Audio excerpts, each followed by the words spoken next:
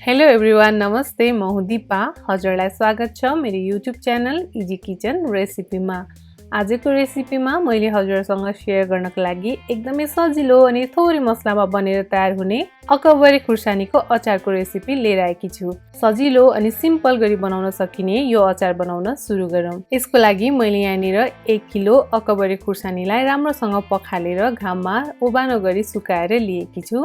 यो खुर्सानीलाई चाहिँ हामीले डल्ले खुर्सानी पनि भन्ने गर्छौं। खुर्सानीको अचारलाई बिग्रिन नदिनको लागि लामो समयसम्म राख्नको लागि चाहिँ हामीले यसलाई राम्रोसँग सुकाएको हुनुपर्छ। राम्रोसँग सुकेको छैन यदि यो खुर्सानीमा पानी भयो भने अचार बिग्रिन सक्छ। अब भने मैले यो खुर्सानीलाई यहाँ यसरी काटेर तयार गर्दै छु। यसलाई चाहिँ हामीले दुईटा टुक्रा गर्दैनौं, हल्का माथि मात्र यसरी कट लाउने र यसलाई यतिको छोडिदिने। यसरी कट लाउँदा चाहिँ यसमा मसलाहरू भित्रसम्म पस्छ र यो खुर्सानीको अचार एकदमै स्वादिलो हुन्छ। मैले चाहिँ यहाँ यसरी नै यो सबै अकबरे खुर्सानीलाई काटेर तयार गरे। काटिसकेपछि खुर्सानीलाई अब एउटा ओबानो बाटामा हाल्ने, जसमा चाहिँ अचार मोल्न एकदमै सजिलो होस्। मैले यहाँनिर सबै अकबरे खुर्सानीलाई यसरी काटेर तयार गरे। अब भने यसको लागि चाहिने मसला बनाउने छौं। त्यसको लागि चाहिँ मैले ग्यास केटलाई अन गरे र यहाँ प्यान बसाले। अब तातेको प्यानमा सानो चम्चाको 1 चम्चा मेथी, ठुलो चिया चम्चाको 1 चम्चा जिरा, त्यसैगरी ठुलो चिया चम्चाको 1 चम्चा धनिया र त्यसैगरी ठुलो चिया चम्चाको 1 चम्चा ज्वानो पनि राखे। यो सँगसँगै ठुलो चिया चम्चाको 1 चम्चा तोरी पनि राखे। अब यो सबै सामग्रीलाई राम्रोसँग चलाएर भुट्ने। ग्यासको हिटलाई चाहिँ मिडियममा राख्ने र यसलाई राम्रोसँग लगातार चलाउँदै भुटेर तयार गर्ने। यो मसला भुटिनलाई धेरै समय लाग्दैन। प्यान राम्रोसँग तातेको हुनाले यहाँ हाम्रो मसला भुटेर तयार छ। ग्यासको हिटलाई अफ गरिदिने र मसलालाई सेलाउन दिने। मसला सेलाउँदै गर्दा अचारमा हाल्नका लागि प्रयोग गर्ने तेललाई तताएर तयार गर्ने। त्यसको लागि चाहिँ मैले यहाँनिर प्यान बसाले र सानो कचौराको 1 कचौरा तोरीको तेल राखे। यसलाई चाहिँ राम्रोसँग तात्न दिने र सेलाएपछि मात्र यसको प्रयोग गर्नेछौँ। हजुरले यसमा काँचो तेल पनि राखेर बनाउन सक्नुहुन्छ, यसरी तताएर पनि प्रयोग गर्न सक्नुहुन्छ। अब भने अचारमा हाल्नको लागि अघि हामीले भुटेर राखेको मसलालाई पिसेर यसको धुलो बनाउने। धुलो बनेर यहाँ रेडी भइसकेको छ। अब अचार मोल्न सुरु गरौँ। त्यसको लागि चाहिँ अघि हामीले काटेर राखेको अकबरेमा सानो चम्चाको 1 चम्चा बेसार राख्ने।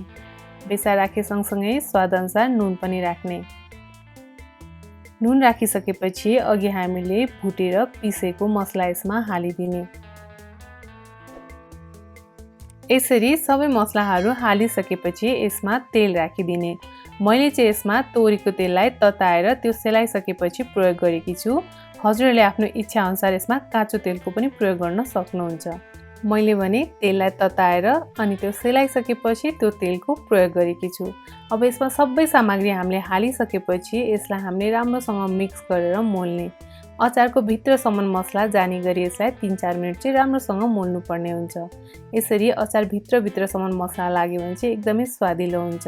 अचार बनेर तयार भइसकेको छ। अब यसलाई स्टोर गर्नको लागि हामीलाई एउटा एयरटाइट कन्टेनरको आवश्यकता पर्छ।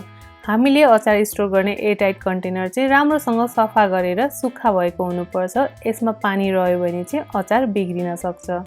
अब भने हाम्रो हेर्दै खाउँ लाग्दो सिम्पल बनेर तयार भएको यो अकबरे अचारलाई यो एयरटाइट कन्टेनरमा हालिदिने। यसरी बनाएको यो अकबरेको अचारलाई हजुरले लामो समयसम्म राखेर खान सक्नुहुन्छ। यो चाहिँ एकदमै स्वादिलो बन्छ र यसमा चाहिँ एकदमै मजाले अकबरेको फ्लेभर आउँछ। हजुरले यसरी नै यो छिट्टो मिठो अनि सजिलो गरी बनेर तयार हुने अकबरेको अचार बनाउनुहोस्। सिम्पल छ र लामो समयसम्म राखेर खानुहोस्। यसरी सबै खुर्सानीलाई राखिसकेपछि बाँकी रहेको तेल र मसलालाई माथिबाट हालिदिने। अब यसलाई बिर्को लगाइदिने र 10-15 दिन घाममा राखिदिने। बनाएको 10 दिनपछि हजुरले यो अचार खान सक्नुहुन्छ। मैले चाहिँ यसलाई घाममा राखिदिएँ। 10 दिन भएपछि चाहिँ कस्तो बन्यो भनेर म हजुरलाई देखाउने छु। मैले यसलाई घाममा 10 दिन राखिसकेपछि चाहिँ अचार यस्तो बनेर तयार भएको छ। हेर्दै खाउँ लाग्दो छिट्टो मिठो रेसिपीलाई ट्राई गर्नुहोला र इजी किचन रेसिपीलाई सब्स्क्राइब गर्न भने नबिर्सनुहोला। हजुरको दिन शुभ बितोस्। Thank you.